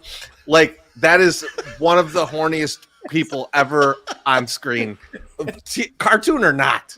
So he's most fuckable. Second most fuckable. Most fuckable, yeah. And let's be honest, Treasy, I was gonna combat you on this because I felt that everyone has to want to fuck whoever it is that they pick. And I do think you want to fuck him, but he fucked more than any other cartoon character out there ever. Yeah. So I'm gonna let this go. I'm not gonna bother it. See, I knew you'd be down. I knew you'd be down once I explained. Good thinking, Treasy. Yeah, you got me. I'm with you, baby. I'm with you. All right, nice. Beef. It's back to you. All right. So this is gonna be a controversial pick. All right, but let me explain it first. I'm gonna pick Draculaura from Monster High. Okay. Now, you're gonna say Monster High. That's a high school, right? Yeah. You can't pick a. Okay, Draculaura is 1,599 years old. So technically, she slides into the GILF realm, even though she's still, just not good at school. All right? There's nothing wrong with that, right? We shouldn't penalize her, even though she's still in high school, being 1,599 years old, Treasy. So I think it's totally in bounds here. I'm not going to hate on it because I've never seen it, so I don't know. But all I can think is vampire. After the podcast, you watch it. All I can think is let me know how you rub one out to it. It's not like Interview with a Vampire, right? Like no, it's not like Kirsten Dunst. Cartoon. This is like a cartoon high school show, but monsters, and this monster happens to be really old. You know? So, but it doesn't look really old though. I was gonna say the vampire. Is this a current show? Yeah. It's not current, but yeah, my girls have more recent. It, yes. Yeah, I was gonna say my daughter's watched it. Yeah, how do you think I discovered it? What the fuck? Like my daughter has a Monster High bike, in the garage that somebody gave her. All right, I know we've been told not to block Senior Socks. Block Missy from the comments. She's gonna treat me like that. Right? All right, how dare you? You're up. That was an interesting pick, love. I was gonna say that. Oh, you're not backing me now? Oh, you're gonna back everything else? I got you. Leave me out there. Leave me you. hanging. Okay. I'm gonna go with no one's gonna take that, so I'm gonna take this one. And it's gonna get a little weird, guys. Okay. Well, now I think I am taking the first It's only gonna get weird now. Okay. Yeah. Only gonna get weird. Thank goodness. Lopez took a vampire. It hadn't been weird yet. I'm gonna take someone that girls again cosplay has ruined it. Not ruined it, made it better. Made it better, yeah. Violet Myers came on the scene dressed like this girl. Here we go. Lola Bunny. I got to take Lola Bunny. Oh yeah. I mean, there's no question. Literally, Warner Brothers cartoons are just hornballs all over the place. Bugs Bunny wants to fuck everything that moves, okay? And it's fine. He's a rabbit. That's what rabbits do. They fuck, okay? Yeah. So now you have a Lola Bunny fuck. There's just a lot of fucking. It's a rabbit. So, yeah, Lola Bunny's going to be my number 2. Yeah, no, there's no question. In fact, that's a great value pick right there because she could get it. She could have been the second or third pick of this draft. I would totally agree with that. The original one too, not the original. Yeah. No, I know. I feel you, baby. Yeah, we're obviously talking the original one. Who voiced her? Because when she like talks in her like sultry, sexy voice, I'm sure Sammy Davis Jr. will tell us in about 2 seconds. Attractive human of all time. So just on voice. I'm finding Zendaya, but I don't know if that's the original. No, that's the new. That's got to be the newer one because she's younger. It's got to be the newer she's only like 25. She would have been not born yet when that happened. Zendaya is awesome. All right, Dave. She is awesome. Dave, you got the turnaround here, so you got to give us. You got 2 picks. I always wanted to fuck a teacher just for the story. So because of that, I would love to fuck Edna Krabappel. Oh, yes, great pick. Oh my god, yes. Getting Principal Skinner's sloppy second. Oh yes. That's an incredible pick. I'm guessing that Matt Ramsey he's not gonna be able to comment because he just died in the comments. He can't see his screen In the biblical sense. Exactly. He needs a windshield wiper. Too much splooge. Looks like fucking Stan's dad, Randy Marsh, just come everywhere. All right, Dave. You got another one. The next one. I actually had to look up her name, but she's just absolutely fucking smoking hot. Daphne Blake from Scooby-Doo. Okay. There's no question. Yeah, no, she got Yeah, we're gonna got 2 Scooby. We're gonna double up on the Scooby-Doo. We're in there. We're Shaggy and Scooby, baby. Let's go. When MSS takes Scooby-Doo, it's on. Orange hair guy. Are you a redhead? You really like the redheads? Oh, I'm like what's it? Witterson, and I love those redheads. And not Fast Times. Dazed and Confused. Yeah. We have a guy that's in the 108, Wally, that says that he'll never like get with a redhead ever again. And then, allegedly. Wally's the like real life quagmire. He's changed though. Redheads are off, allegedly off hands. My balls. Off the they're off menu for the Walter. MSS, who you got? So, oh man, there's a lot of good ones left still. There's no question. And this is a rough draw. I mean, this is not as crazy as Monster High, but in the movie Beauty and the Beast, I mean, people will be like, "Oh yeah, Belle's pretty hot." No, not Belle. When Belle is getting courted by the guy, I can't remember his name. Fuck. Anyway, she's getting courted by the guy that's not Beast. There are 3 girls, and they're called the Bimettes, and it's Claudette, Laurette, and Paulette, and they are blonde, big booby girls, and they're just like right there, like, why are you not wanting to get with Gaston? It's Gaston. They're trying to get with Gaston, and then everyone's all like, whatever. And I'm sitting here looking at this movie, and I'm like, why is Gaston not going with the 3 girls? He could have a 3-way with these 3 girls. No. He wants to go after Belle, who's reading books, and Gaston doesn't know how to read a book. I mean, this guy's fucking stupid. So anyway, you got a 3-way that could totally happen with these chicks. I mean, listen, this is Disney, and there's like 3 chicks. Yeah. Oh, I guess it would be a 4-way. I'm sorry. I'm not. Are you just watching? You're just watching. Yeah, no, whatever. It's voyeur. So, but anyway, it's a voyeur shit. Gaston should have taken the 3 big booby blonde girls in the movie, not Belle. That would have been real happy. The comments want to know what the hell you're talking about. No, seriously, dude. I mean, watch the movie.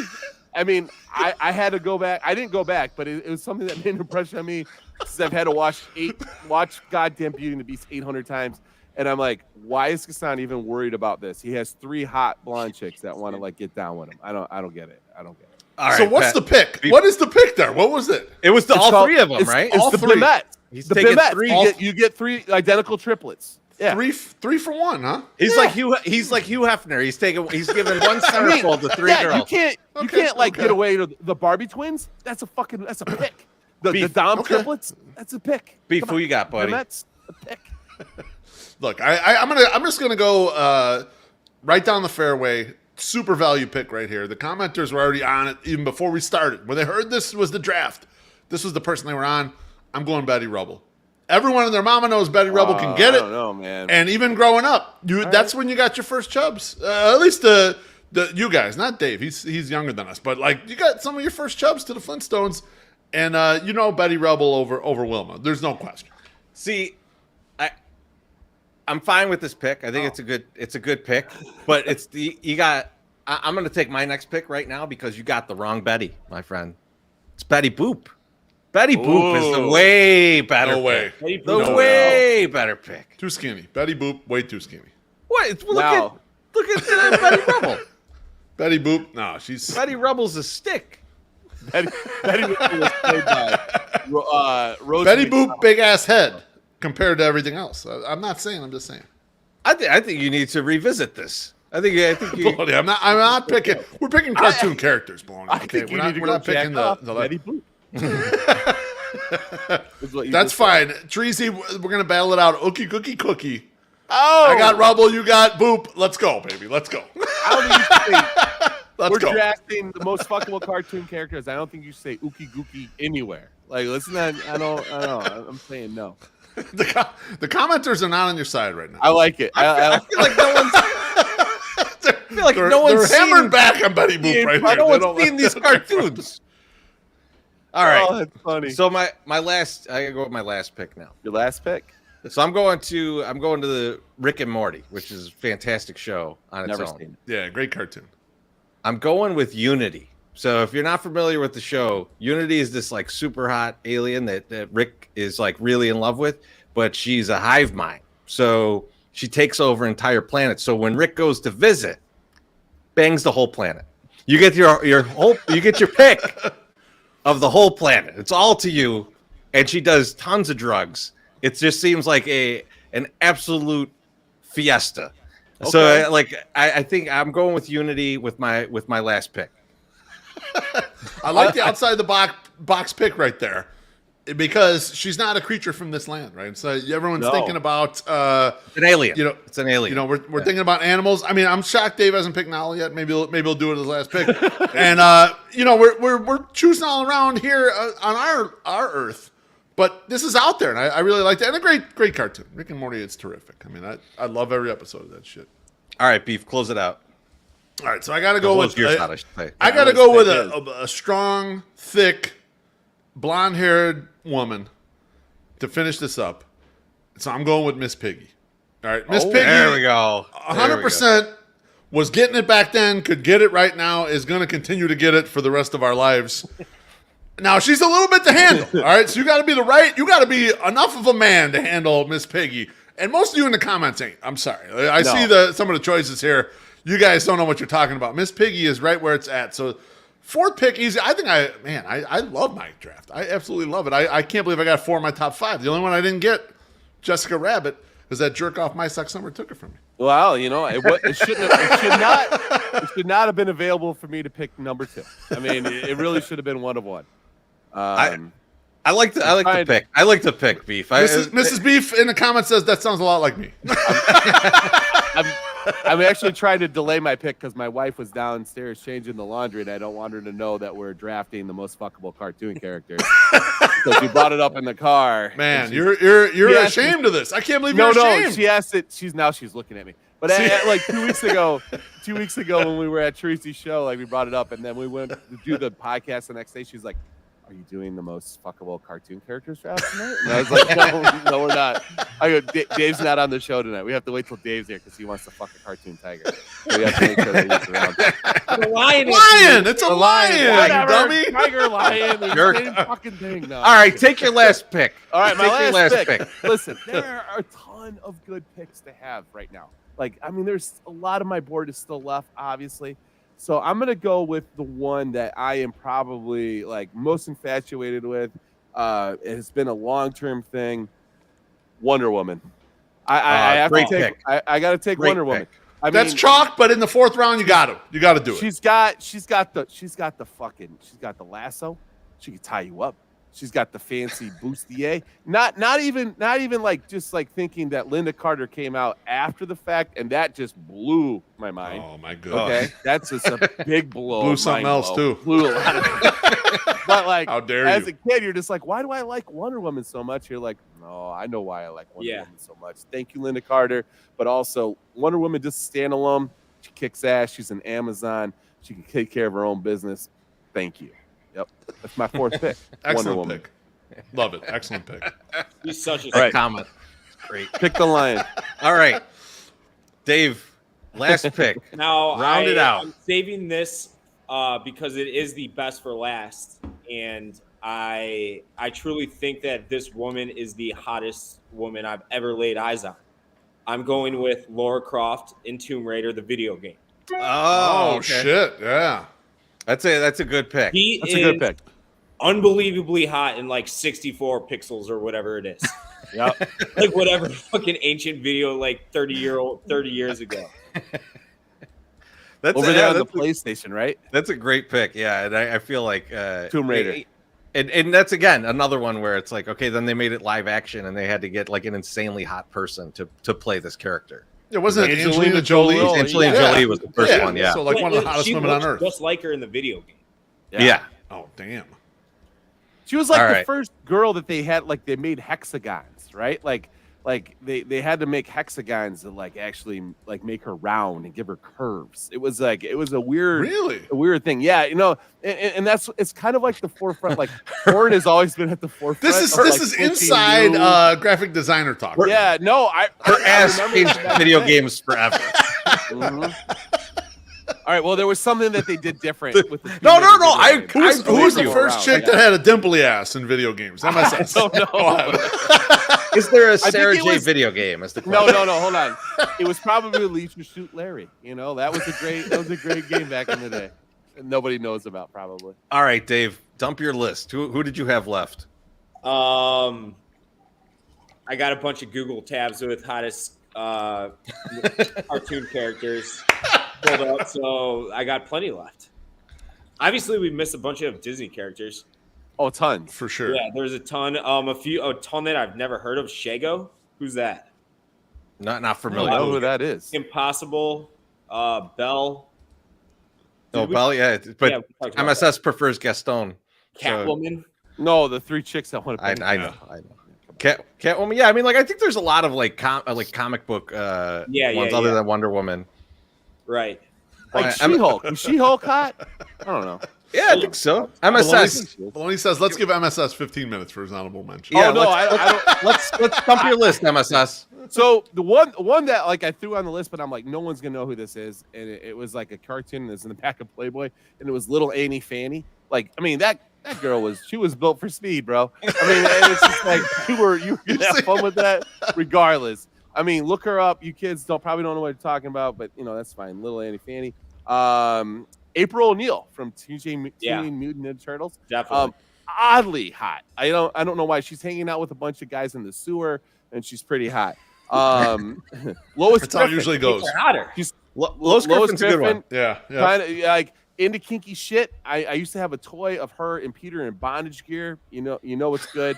Now Don't gloss over that. What? Hang on, go back. Let's so roll no, it there back was a little bit. like how they do vinyl figures, and they had a Family Guy vinyl figure, and it was called like what was it called? Fetish Night, like Lois and Peter, and it was literally, and it came with a banana. It was a very odd. I'll tweet it out. But it was just like it was a scene like somebody walked in their bedroom and they're in like they're just like the gimp, and like it was totally there. The Baroness from G.I. Joe. I don't know, like she had the wire glasses and stuff, but man, I don't know, she had a tight suit on and it's like. Yeah. Also, The explanation was perfect right there. Coming of age. I don't know, man. She had a tight suit on.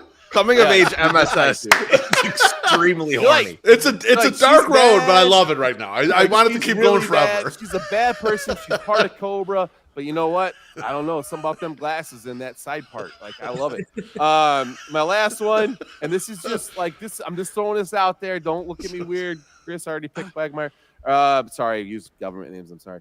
Lion-O. I thought Lion-O was probably the bomb. Like, fuck He-Man, fuck any of that. Give me Lion-O. Like, Lion-O is probably Cheers, one of the more Thank you, fuckable Julie. ones. Appreciate you. Oh, shit. You know what? I forgot a Disney princess, Ariel. I did like Ariel. Okay, I had her on my list too. Yeah, She was supposedly modeled after Alyssa Milano. So Great call. I mean, that makes sense. So, yeah. Oh, I Beef. like it. I'll your list. cross her off. I've got Thank you, okay. I've got Linda Gunderson from Rio 2. When they were out there in Brazil and they were in the like, she's like a nerd, and then she has She's to the get on chick, the outfit. right? She's a chick, and then like Yeah, man, she was showing out more than I thought she would. I saw that. Yep. Next up is Francine Smith. That's the mom from American Dad.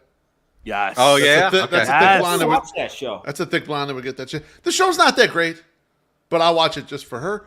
Next up, Bonnie Swanson from Family Guy. Now That's a great she's hot, but there's also something primal and disgusting about men. You want to like take advantage of your friend who has a disability. Like he's guy can't fend for himself, and you want to kill him. Now men are good about not doing that, right? We're good as a species about not taking advantage of our fellow man. But there is something like in the back of your head where you're like, man.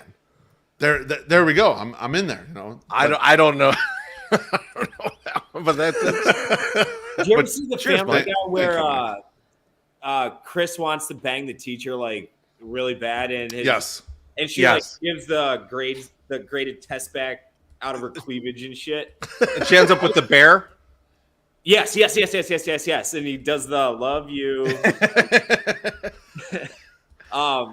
It would have been way too obscure of a pick, but that teacher is also smoking hot. Oh yeah, they definitely in Family Guy they definitely draw some like that. Yeah, there's plenty of horniness in the Family Guy, and Carmen Mike Sock says it's Jennifer Tilly voice. Yes, it is. Thank you. Next up is Smurfette. I think all of you are sleeping on Smurfette. No, I had only woman in the village, and on my list. She's getting it. There's no question about it. Last three for me.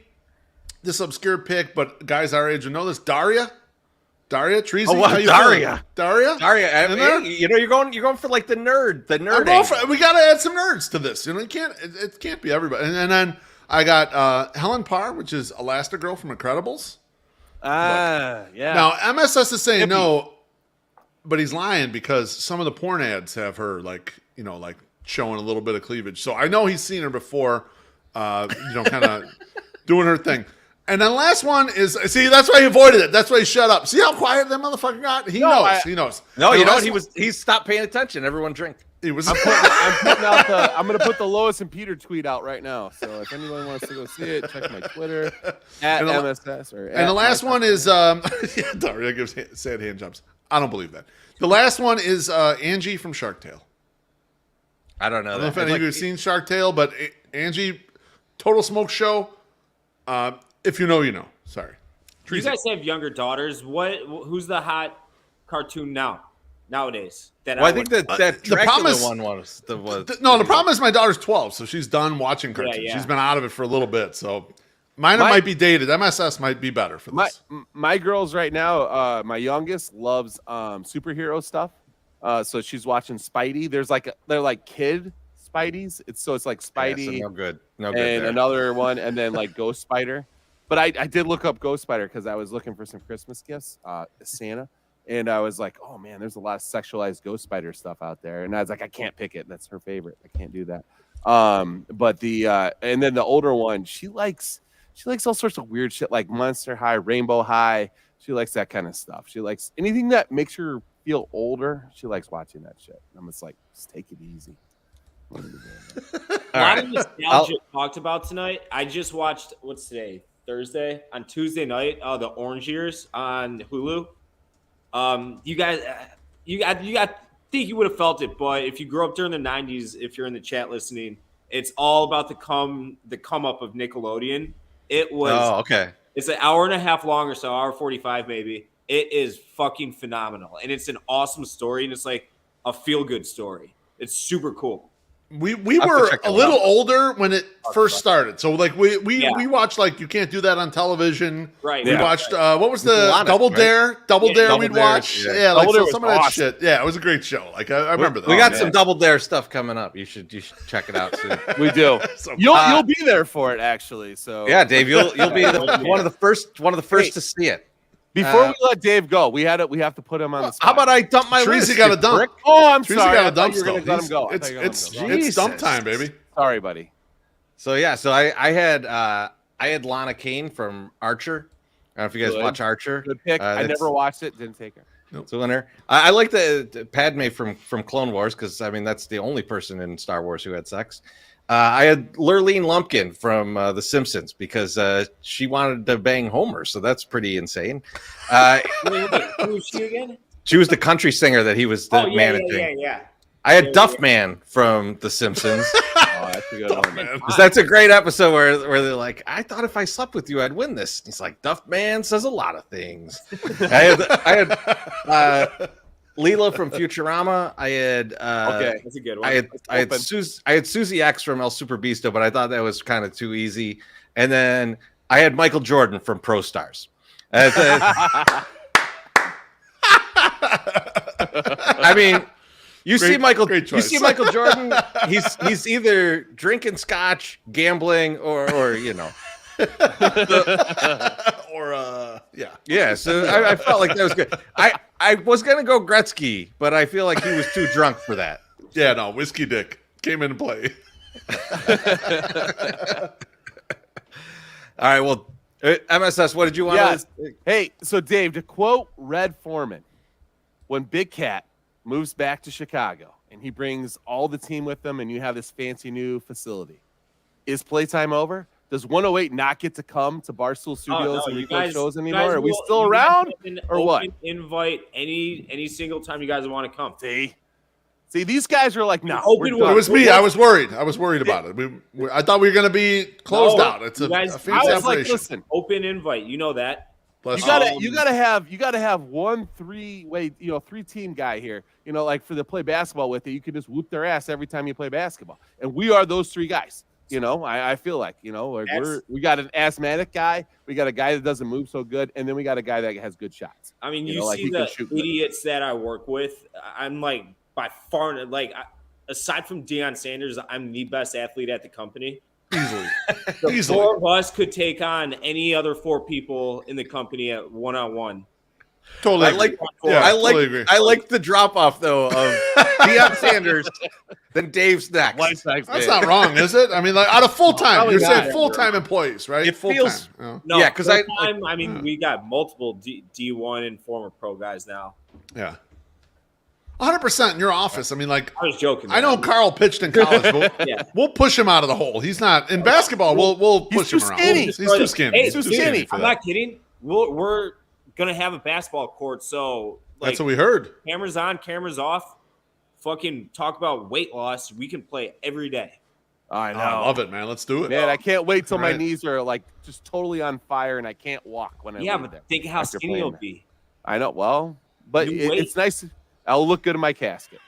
Dave, man, I want to thank you for coming on, and for being part of one of the most ridiculous drafts I don't know that anyone's ever done. So, like I'm glad we were able to pull it off, and I'm glad it didn't get as weird as I thought it might. But I tried. Really appreciate it, and really appreciate your thoughts on Grafal and the Sox in general.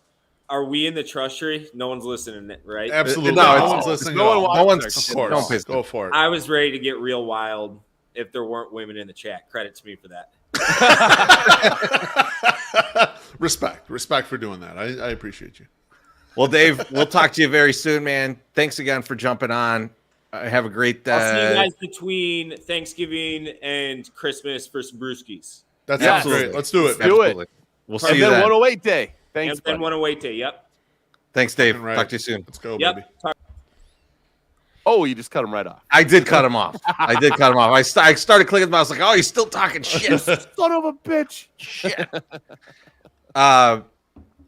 So let's quickly get to our thank yous. So let me get the. I got to get the image up. Get the image up. Get the image up. Hey man, I'm doing a lot of stuff here. You are. You're working hard. You're working hard, kid. I got stuff. I got a lot. You're working hard, kid. I love it. I love you. So I'll go first then. Do it. I just want to quickly thank everyone who bought 108 day tickets. Nice. I can't believe we sold that out so quickly. Less than a week. Absolutely awesome. And obviously, if you didn't get tickets, we're keeping our eyes and ears open for anyone who's saying like I got an extra or anything like that. Maybe we'll just start a thread too on Twitter and just say, hey, anyone wants to, who has extras, get in touch with people in this thread. Yeah. But thank you everyone. It means a lot to be able to go, hey, we're gonna do this live event in the middle of the winter and try and get White Sox Twitter together, and the fact that everyone jumped on that and got tickets, I really appreciate it. Yeah. 100%. MSS, who are you thinking? Well, and that helps us keep everything free, keep the content free. Buying our merch, buying our shirts, buying our ornaments, buying our stupid fucking crew neck shirts that nobody seems to enjoy. Please, those things will fucking fund the podcast and make sure that we do not have a paywall. We do not put you behind something and make you pay to enjoy our content. And I know this shit is amazing. I get it, right? You want it for free, but also, hey, it's more fun if you're wearing a fucking Saturday Nights Are for the Boys shirt, wives rather. My first thank you, or my only thank you, is to the Chicago Sports Bums for sending us a care package. These guys haven't thanked you. Oh yeah, I haven't thanked you online yet. Well, I haven't got the stuff yet. I know you haven't got it, so it's not even your fault. So thank you guys to the Chicago Sports Bums. Send us some merch. I would tell you to go buy their stuff, but I want you to buy our shit, then buy their shit. So buy our shit first, then I'll go buy their shit. With the extra money you buy. Yeah, like they have this the coolest shirt is the Bums. It's the Ramones, and it just says Bums, and then it has the little eagle holding a bottle of bourbon and a microphone, and it is the shit. Thank you guys. We appreciate that. I washed them. I was gonna wear it tonight, but it's a little chilly down here, so I'm gonna wait till it gets a little warmer. Loaf. I got two thank yous real quick. First, I want to thank White Sox Dave, and so a lot of people listening are like, fuck those Barstool guys. I can't stand them. White Sox Dave has done a lot for the 108 brand in general. He's been a great friend to us, a good sounding board. He's helped push our content. He's just been a guy who's always, whatever you guys need. And he's always been that way for us. And he's done live events with us. He's done this podcast a bunch of times. And if you had fun tonight listening to that draft, which was totally ridiculous, just think about that when you think about the whole Barstool brand. Secondarily, I'm going to thank a guy who I know Treasy loves as well. And that's Alexander Tominski. And what he did is he consumed 40 rotisserie chickens. Oh my 40 God. fucking consecutive days, okay? And when asked why he'd done all that, he said it just felt like the right thing to do. Treasy, I think about what we do as art, and I know you do music, and to me, that's art. What that guy did was a piece of art, and it's a beautiful piece of performance art, and I wish I could do something as great as him. And so an homage to this man for doing that. When I saw on Twitter, he was putting out for the 40th, because I had seen a couple that earlier, he was doing it. I'd seen people retweet it. And then when he's doing the 40th day, it's we're meeting at this place. There had to be 1,000 people out there. People there. Oh my God, it was ridiculous, MSS. Buy the abandoned pier by Walmart. That's all it said. That's all it said. That's the best party that some of these people ever went to. There's going to be a baby named Rotisserie that got confused while this guy's consuming one of the wings. The crazy thing about it is you saw the pictures leading up where it was he's going to eat at this place on this day at the pier and everything. Yeah. But he started putting those up before he ate the first chicken. So yes, they've been he had been just building this whole machine for over 40 days. Yep. And then what was crazy was it landed, and this is in Philadelphia. Yep. So it landed not much going on there. Right after right after the Phillies got knocked out or lost the World Series, I should say. Yeah. Yeah. And there were so many people in those Twitter threads going we need this right now. We absolutely need this guy. We need this guy. He saved right it, now. dude. We need something to hold on to. And it's just it's perfect timing, but also just such a insane idea that I love. I love when someone does something like that. I like that he also he did that tweet that was I hope they grease the poles. He's like the Banksy of rotisserie chicken. It's just amazing. That's good. It's good. In our audience, that note, you guys are like the Bankskis of people that watch you. Banksky. From the artists in the group. On that note, we're done. We'll see you guys very soon. Cheers, bitch.